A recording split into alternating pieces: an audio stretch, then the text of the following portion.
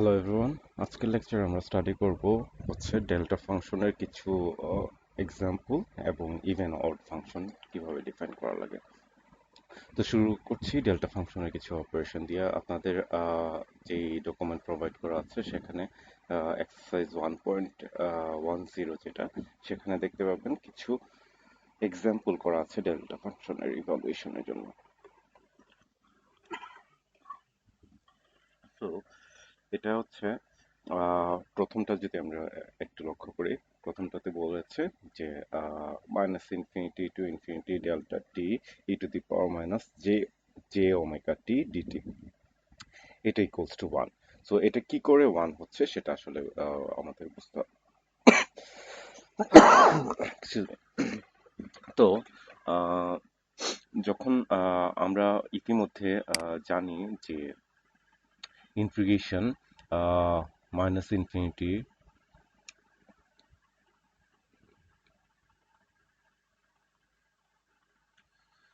একটু বের করে নিই, integration minus infinity to infinity delta t dt equals to one দাঁড়ায়। তাহলে আমাদের এই জিনিসটা কি করে আমরা বের করব? যেহেতু minus infinity to infinity delta t dt equals to one, তার মানে টি ইকুয়ালস টু জিরোতে, যেখানে ডেল্টা স্পাইকটা এক্সিস্ট করছে, টি ইকুয়ালস টু জিরোতে আমি যদি এই ফাংশনটাকে ইন্টিগ্রেট করি তাহলে আমি তার area under the curve one পাবো। এটা হচ্ছে আমাদের বেসিক কনসেপ্ট। এখন যদি আমাদের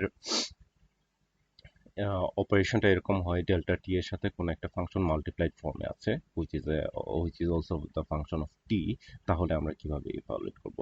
এই e to the power minus j omega t এমন একটা ফাংশন যেটা হচ্ছে টি এর উপর নির্ভরশীল এবং সেটা টি মাইনাস ইনফিনিটি থেকে প্লাস ইনফিনিটি পর্যন্ত এক্সিস্ট করে, এবং এই রাইজটা হচ্ছে এক্সপোনেনশিয়াল। আপনারা এই ফাংশনটার যদি কার্ভটা দেখে নেন তাহলে বুঝতে পারবেন যে মাইনাস ইনফিনিটি থেকে শুরু করে প্লাস ইনফিনিটি টি এর ভ্যালুর জন্য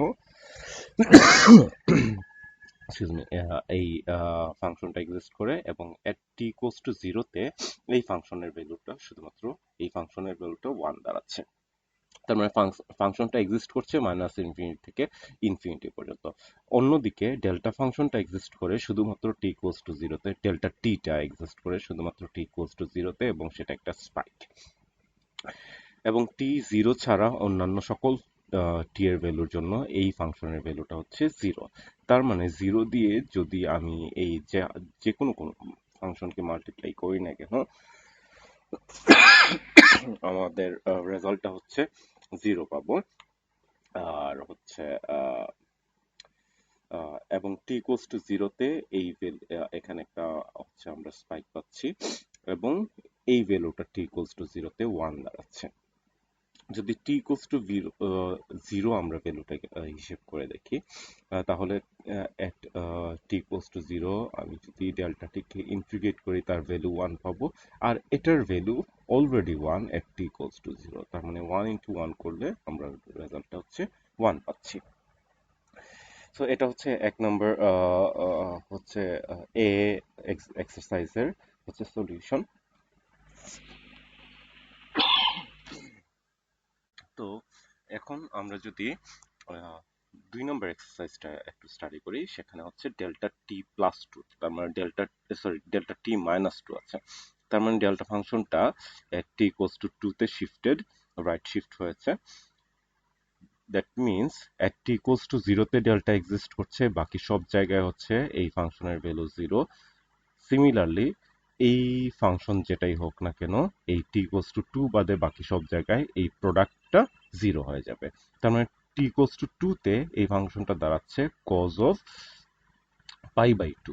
তার মানে কজ পাই বাই টু মানে two divided by four is two, therefore pi by two এটা হয়ে যাচ্ছে। তার মানে কজ পাই বাই টু এর ভ্যালু আমরা কত জানি? কজ পাই বাই টু এর ভ্যালু হচ্ছে জিরো। সে কারণে আমাদের এই টোটাল ফাংশনটা হচ্ছে জিরো হয়ে যাচ্ছে। এখন এখানে যদি লাইক এটা টি মাইনাস থ্রি হতো, তাহলে এটা কি থ্রি বাই ফোর হতো। থ্রি বাই ফোর হলে কজ পাই হয়ে যেত, cos three pi by four, cos three pi by four এর ভ্যালু যেটা সেটা আমরা এখানে পেতাম।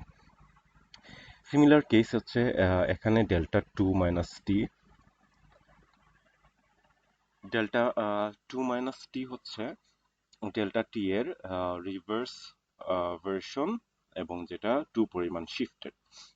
তাহলে আমরা এই ফাংশনটাকে ইভালুয়েট করতে গেলে এই সিমিলারলি এটা টু বাদে বাকি সব জায়গায় হচ্ছে এই ফাংশনের ভ্যালু জিরো দাঁড়াবে। দেয়ারফর এই ফাংশন যতই এক্সিস্ট করুক না কেন এট টুতে আমরা এটার ভ্যালু ইভালুয়েট করতে পারবো, এবং টুতে এই ফাংশনটা দাঁড়াচ্ছে e to the power minus two x minus two. দেখেন e to the power minus two x minus two. এভাবে হচ্ছে সিম্পল ডেল্টা ফাংশনগুলোকে আমরা ইভালুয়েট করি। তার হচ্ছে মেথড আপনারা যদি একটু লক্ষ্য করে দেখেন, এখানে হচ্ছে সিম্পল এক্সপ্রেশনটা দেয়া আছে, যে কোনো ফাংশন ফাইটিকে যদি ডেল্টা টি মাইনাস টি দিয়ে মাল্টিপ্লাই করে মাইনাস ইনফিনিটি থেকে প্লাস ইনফিনিটি পর্যন্ত ইন্টিগ্রেট করি এই প্রোডাক্টটাকে, তাহলে আমরা পাবো ফাই টি। দ্যাট মিনস যেখানে শিফট করা হয়েছে। এই কনসেপ্টটা ফলো করেই আমরা এই প্রবলেমগুলো সলভ করেছি।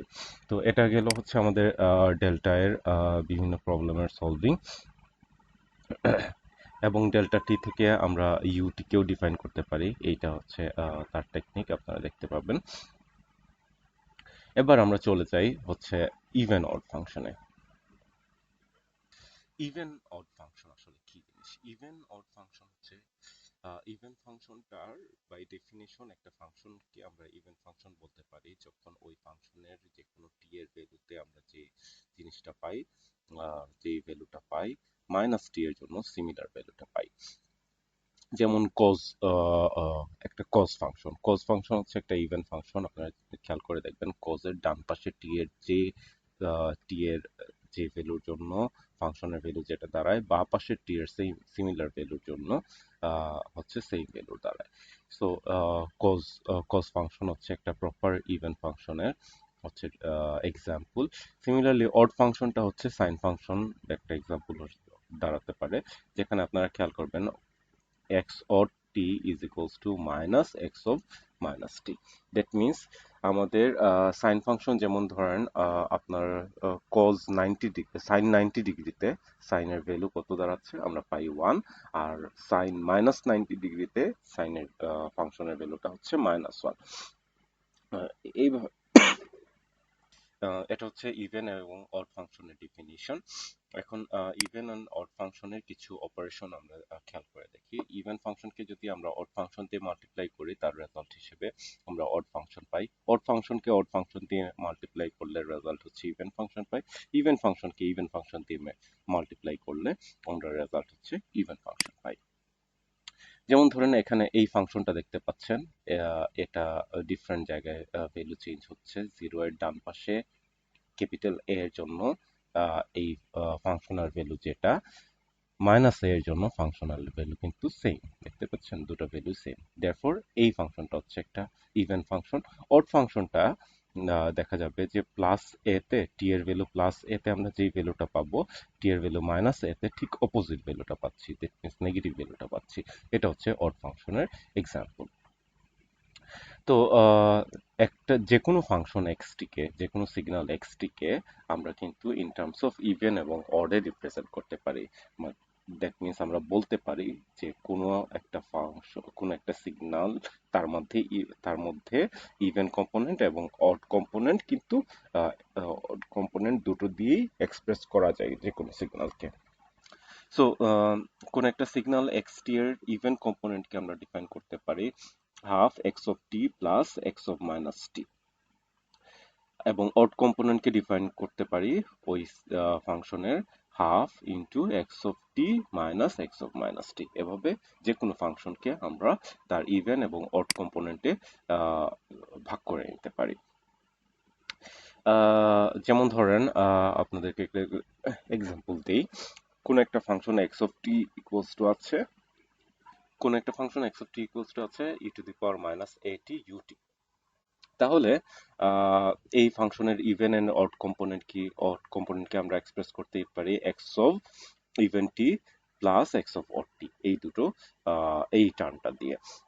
এখন এক্স অফ ইভেন্ট টিকে আমরা কি করে ডিফাইন করব? এক্স অফ ইভেন্ট টি হচ্ছে এক্স ইভেন্ট টিকে আমরা ডিটারমাইন করতে পারি half into x of t plus x of minus t. তার মানে কি দাঁড়াচ্ছে, এক্স অফ টি হচ্ছে আমাদের এটা, x of half into x of t যদি লিখি আমাদের e to the power minus a t u t থাকবে, plus x of minus t হয়ে যাবে, এটা মাইনাস হয়ে যাবে এই টার্মটা, ই টু দি পাওয়ার সরি যেখানে যেখানে টি ছিল এখানে একটা টি ছিল এই জন্য মাইনাসে মাইনাসে প্লাস টি হয়ে যায় গিয়েছে। তারপর এটা দাঁড়াচ্ছে যে প্লাস ই টু দি পাওয়ার এটি ইউ অফ মাইনাস টি। তো এক্স অফ টি এবং এক্স অফ মাইনাস টিকে ডিটারমাইন করে আমরা এই ভ্যালুগুলো এখানে বসিয়ে আমরা ইভেন্টটিকে ডিফাইন করতে পারি। সিমিলারলি অডটিকেও ডিফাইন করতে পারি। অডের ডেফিনিশনটা হচ্ছে half x of t minus x of minus t. তো এক্স অফ টি এবং এক্স অফ মাইনাস টিকে ডিফাইন করার পর আমরা half of x of t minus x of minus t দিয়ে এক্স অড টিকে ডিফাইন করতে পারবো। এবং এই ফাংশনটাকে যদি আমরা হচ্ছে এক্স অফ টি এর যে ফাংশনটা ইভেন এবং অড কম্পোনেন্টকে যদি আমরা গ্রাফিক্যালি এক্সপ্রেস করি তাহলে ইভেন টি এর জন্য এই কার্ভটা পাচ্ছি এবং অড টি এর জন্য এই কার্ভটা পাচ্ছি, এবং এই দুটো কার্ভকে যদি আমরা এড করে নিই তাহলে আমরা এই জিনিসটা পাবো। এভাবে হচ্ছে যে কোনো ফাংশনের ইভেন এবং অড কম্পোনেন্ট বের করা হয়ে থাকে। আপনাদের কিছু এক্সাম্পল দেওয়া আছে আপনাদের নোটসের মধ্যে, সেই এক্সাম্পলগুলো আপনারা নিজেরা ট্রাই করবেন। তো সবাইকে ধন্যবাদ এই লেকচারটা শোনার জন্য।